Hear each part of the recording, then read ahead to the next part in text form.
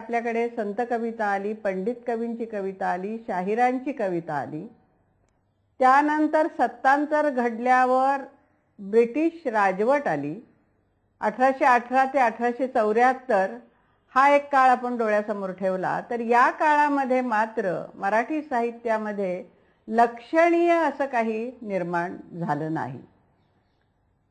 1874 नंतर मात्र नवे वारे वाहायला लागले।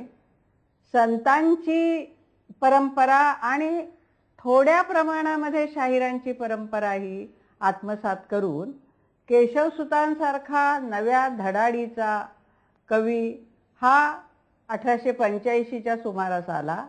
त्यानंतर त्याच काळामध्ये घडलेल्या अनेक राजकीय सामाजिक स्थित्यंतरांमुळे त्यामुळे बदललेल्या जीवनशैलीमुळे हरिभाऊ आपट्यांसारखा अतिशय लक्षणीय असा कादंबरीकारही आपल्याकडे निर्माण झाला।